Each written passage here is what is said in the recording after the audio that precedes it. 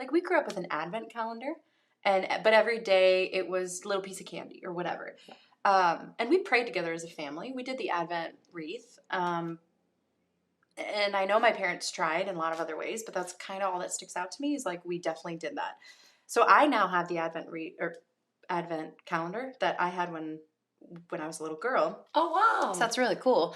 And I'm really grateful for that because then I have started to brainstorm of like a few things to write in there of like make, make cookies and take them to the next door neighbor who's like an elderly woman and a widow. Yes. So like if I do those things, I think that's great to bring out the season.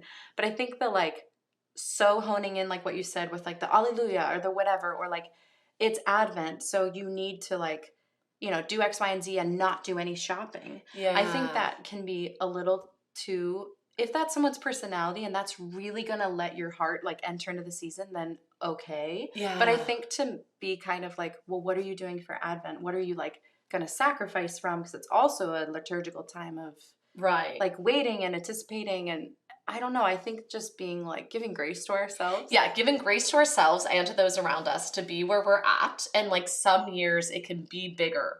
Yeah. Like okay, yeah, you can do the Christmas lights and do everything outside or it's just setting up your manger, which is beautiful and amazing. Yeah. And like you don't have to have it all done right now. Like I love that it's like, okay, every year we're going to add to it. Yeah. Like I think that's very realistic.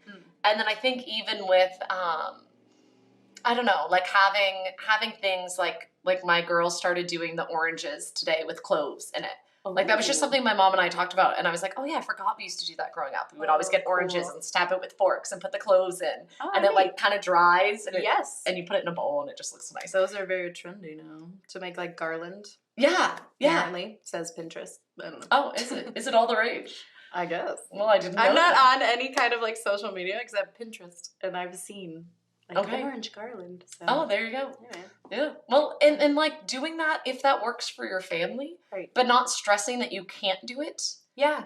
You know, like I feel like that's definitely, I don't know, something that's, and I love like we went to Ogilvy, for the light up show, whatever, like their drive-through lights, and it's like that's good, and it's like rejoicing that we're selling.